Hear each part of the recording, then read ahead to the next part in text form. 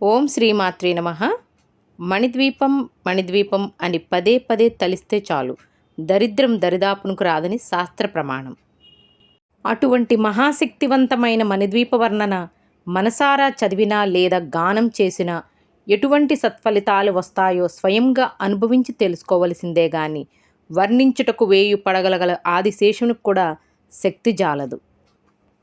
లక్షల లక్షల బ్రహ్మాండములను కనురెప్పపాటులో సృష్టించగల 32 మహాశక్తుల పరిరక్షణలో సమస్త విశ్వములు ఉండట వలన 32 రకాల పూలతో మణిద్వీపవాసినికి అర్చన చేసి పసుపు కుంకుమ గంధాక్షతలు సమర్పించిన అమోఘమైన శుభాలను పొందుతారు. అంతేకాక కుటుంబ సభ్యులంతా తరతరాల వరకు అష్టసంపదలతో ఆయురారోగ్యాలతో ఐశ్వర్యాలతో తులతూగుతూ యోగులు బుద్ధులు జ్ఞానులు మహాభక్తులింట జన్మాలు ధరించి అంతఃకాలమున మణిద్వీప నివాసులై మోక్షధామము చేరుకుందురు. హిందువుల శక్తి స్వరూపిణి అమ్మవారిని వివిధ రూపాలుగా కొలుస్తాము. శ్రీచక్ర బిందు రూపిణి జగన్మాత శ్రీ లలితాంబిక అమ్మవారు నివాసం ఉండే పవిత్ర ప్రదేశం మణిద్వీపం. 14 లోకాలు సర్వలోకం ఆమెలో కొలువై ఉన్నారని హిందువుల నమ్మకం. యావత్తు జగత్తుని పరిరక్షించే అమ్మవారి ఆలోచనలకు అనుగుణంగా మణిద్వీపం పుట్టింది. ఈ మణిద్వీపాన్ని గురించి వర్ణించాలంటే మానవ శక్తి సరిపోదు. మహిమాన్వితమైన అమ్మవారు చింతామణి గృహంలో నివసిస్తారు. అందుకనే దేవీ భాగవతంలో మణిద్వీపం గురించి వర్ణన ఉంది. అంతులేని వజ్రాలు రత్నాలు ముత్యాలు లాంటి నవనిధులతో పాటు బంగారుమయమైన కొండలు ఈ ద్వీపంలో ఉన్నాయి. అనేక ప్రాకారాల అనంతరం అమ్మవారు దర్శనమిస్తారు. విష్ణువు నివసించే వైకుంఠం, శివుడు నివసించే కైలాసం కంటే అమ్మవారు నివసించే మణిద్వీపం అద్భుతంగా ఉంటుంది. అనంతమైన సంపద అక్కడ ఉంటుంది.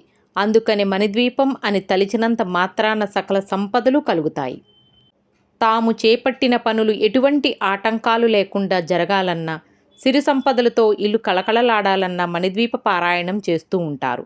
అమ్మవారిని కీర్తిస్తూ చేసే మణిద్వీప పారాయణంతో వాస్తు దోషాలు తొలగిపోతాయి, సకల శుభాలు కలుగుతాయి.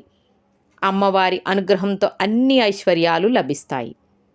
సమస్త లోకాన్ని పాలించే అమ్మవారిని మణిద్వీప వర్ణనతో పారాయణం చేయటం విశిష్ట ఫలాన్ని ఇస్తుంది. అమ్మకు పూజ చేసే నైవేద్యాలను సమర్పించి అమ్మవారి అనుగ్రహానికి పాత్రులు కావాలని దేవీ భాగవతంలో చెప్పారు. దేవీ భాగవతంలో మణిద్వీప వర్ణన ఉంటుంది. గృహ నిర్మాణం చేస్తున్నవారు, గృహం కొనడానికి సిద్ధంగా ఉన్నవారు, గృహయోగం కావలసిన వారు ప్రతిరోజు సాయంత్రం పారాయణం చేస్తే తప్పకుండా కోరిక సిద్ధిస్తుంది. గృహప్రవేశ శుభ సందర్భాలలో తరతరాలుగా మణిద్వీప వర్ణన పారాయణం చేస్తూ ఉండడం ఓ ఆచారంగా వస్తుంది. 14 లోకాల అనంతరం సర్వలోకంలో ఆమె కొలువై ఉన్నారు. 4 వైపులా అమృతంతో కూడిన సముద్రం సరిహద్దులుగా ఉన్న ఈ ద్వీపానికి మహిమాన్వితమైన అమ్మవారి చింతామణి గృహంలో పరివేష్టితై ఉంటారు. అనేక ప్రాకారాల అనంతరం అమ్మవారు దర్శనమిస్తారు. మొదటి వచ్చే ఇనుప ప్రాకారంలో భూమండలంలోని రారాజులు ఉంటారు. వీరు అమ్మవారి దర్శనానికి వచ్చే భక్తులను పంపుతూ ఉంటారు. అనంతరం కంచుతో చేసిన రెండో ప్రాకారం ఉంటుంది. పచ్చటి అరణ్యములతో వివిధ రకాల జంతువులు పక్షుల కిలకలరావాలతో ఆ ప్రాంతం ప్రతిధ్వనిస్తూ ఉంటుంది. ఇలా అనేక ప్రాకారాలు దాటిన అనంతరం చింతామణి గృహంలో అమ్మవారు ఉంటారు. జ్ఞానమండపంలో భక్తులకు దర్శనమిస్తారు. ముక్తి మండపంలో మంత్రులతో చర్చలు నిర్వహిస్తూ ఉంటారు. వైకుంఠం కైలాసం కంటే అద్భుతమైన ప్రపంచం అమ్మవారి నివాసం. యావత్ విశ్వంలో ఎక్కడా లభించని అనంతమైన సంపద ఇక్కడ ఉంటుంది. అన్నిటినీ మించి అమ్మ సన్నిధిలో ఉండడమే మహావరం. ఇక మణిద్వీప వర్ణనకు పూజకు కావలసిన వస్తువులు: పసుపు కుంకుమ అగరబత్తులు కర్పూరం తాంబూలం దీపారాధన వస్తువులు మరియు నవరత్నాలు రాగి కంచు వెండి బంగారం మొదలగు లోహాలతో యథాశక్తి అమ్మకు పూజ చేసుకుంటూ సుగంధ ద్రవ్యాలతో మణిద్వీప నివాసిని పూజిస్తారు. ఈ బ్రహ్మాండమును కనురెప్పపాటులో సృష్టించి లయము చేయగల 32 మహాశక్తుల పరిరక్షణలో ఈ సమస్త విశ్వము ఉండటం వలన 32 రకాల పూలతో అమ్మవారిని పూజించాలి. వాటిలో ఈ క్రింద పువ్వులు: మల్లె పువ్వులు, గులాబీ, సన్నజాజి, విరజాజి, సెంటు మల్లి, డిసెంబరు పువ్వులు, చామంతులు, లిల్లీ, ముద్ద గన్నేరు పువ్వులు, నందివర్ధనం, పారిజాత పూలు, చంద్రకాంతం పూలు, సువర్ణ గన్నేరు పూలు, కలువ పూలు, మందారాలు, తామరలు, కనకాంబరాలు, నిత్యమల్లె పువ్వు, కుంకుమ పువ్వు, పొన్న పువ్వు, రాధా మనోహరాలు, కాడమల్లె, నాగమల్లె, సంపంగి పువ్వులు, పున్నాగ పుష్పాలు, గులాబీ పువ్వులు, బంతి పువ్వులు, ఇలా 32 రకాల పువ్వులు తీసుకొని మణిద్వీప వర్ణన పూజ చేసుకోవాలి. మణిద్వీప వర్ణన పూజ మెయిన్గా సొంత ఇల్లు కొనుక్కోవాలనుకునేవారు, అలాగే సొంత ఇల్లు కట్టుకోవాలి అనుకునేవారు, అలాగే స్థలాలు కొనాలనుకునేవారు తమ సంకల్పం చెప్పుకొని మణిద్వీపేశ్వరిని పూజిస్తూ ఉంటారు.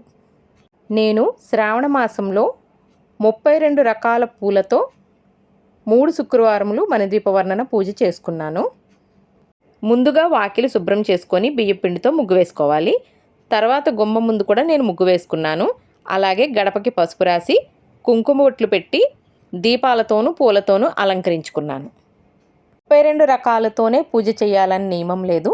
యథాశక్తి మేరకు ఒక రకం పువ్వుతో అయినా, లేదంటే 3 రకాలు, 5, 9, 16, 32, 108 రకాల పూలతో కూడా పూజ చేసుకోవచ్చు.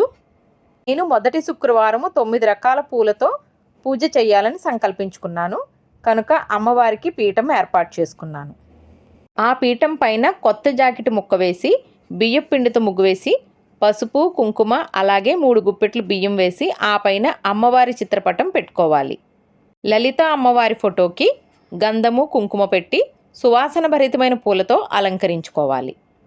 మణిద్వీప వర్ణన పూజ శుక్రవారం ఉదయము అలాగే సాయంత్రమైనా చేసుకోవచ్చు. నేనైతే సాయంత్రం చేసుకున్నాను.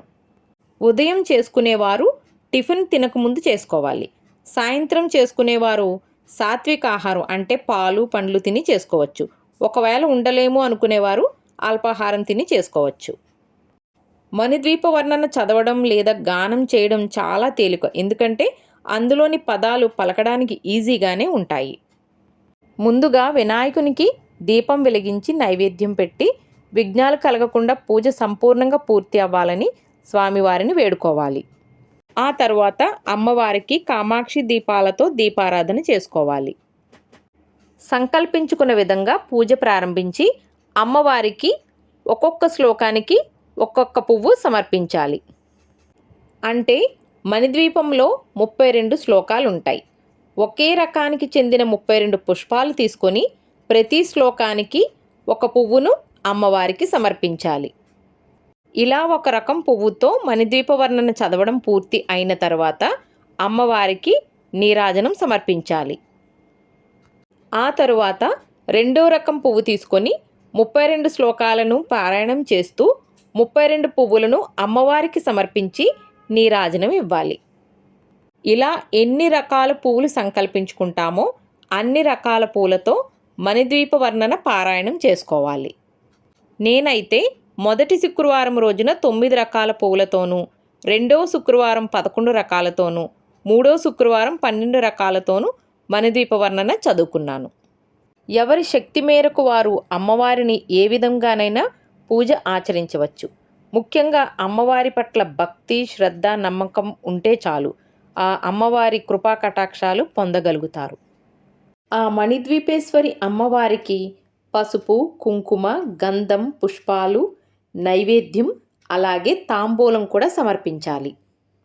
ధూప దీప నైవేద్యాలతో అన్ని రకాల పూలంకారాలతో ఆ తల్లి ఎంత మనోహరంగా, సుందరంగా, నిండుగా కనిపిస్తుందో పూజ చేసిన వారికి, చూసిన వారికి ఎంతో సంతృప్తినిస్తుంది. ఇక చివరిగా కనీసం ఒక్క ముత్తైదువుకైనా తాంబూలం ఇవ్వాలి. తాంబూలం అంటే శాస్త్ర ప్రకారం 2 తమలపాకులు, 2 అరటిపండ్లు, ఆకు, ఒక్క, దక్షిణ, పుష్పం. నేను ప్రతి వారము 3 ముత్తైదువులకు తాంబూలం ఇచ్చాను. అంటే 9 మంది ముత్తైదువులకు తాంబూలం ఇచ్చుకున్నాను. ఇలా అన్ని రకాల పూలతో మణిద్వీప వర్ణన పూజ చెయ్యలేని వారు ప్రతిరోజు టీవీలో మణిద్వీప వర్ణన పెట్టుకొని వినడం, లేదా వాళ్ళ ఇంట్లో ఆ 32 శ్లోకాలు ప్రతిధ్వనించడం వల్ల ఎన్నో శుభ ఫలితాలు కలుగుతాయి. ఇల్లంతా స్పిరిచువల్గా పాజిటివ్ ఎనర్జీతో నిండిపోతుంది. ప్రతిరోజు చదవడం కానీ వినడం కానీ కుదరని వారు కనీసం శుక్రవారంలో మహాసంపదలిచ్చు మణిద్వీప వర్ణన చదివిన ఎంతో శ్రేయస్కరం మరియు శుభదాయకం. 14 లోకాలకు పరంజ్యోతియగు మణిద్వీప నివాసిని ఆ పరమేశ్వరిని శుక్రవారం రోజున పూజించి మణిద్వీప వర్ణన చదివిన వారికి ఆ అమ్మ ధనకనక వస్తు వాహనాలను, సంపదలను, ఆయురారోగ్యాలను, ఐశ్వర్యాలను కలగజేస్తుంది. మణిద్వీప వర్ణన, చింతామణి గృహ వర్ణనలు వింటే సకల పాపాలు నశిస్తాయి. మణిద్వీప వర్ణన పూజకు ఉపయోగించాల్సిన పువ్వుల లిస్టు డిస్క్రిప్షన్లో ఇస్తాను, చూడగలరు. మహాశక్తి మణిద్వీప నివాసిని, ముల్లోకాలకు మూల ప్రకాశిని, మణిద్వీపములో మంత్రరూపిణి మన మనసులలో కొలువై ఉంది. ఆ మణిద్వీపేశ్వరి మన అందరినీ ఆశీర్వదించాలని మనసారా కోరుకుంటూ ఓం శ్రీమాత్రే నమః.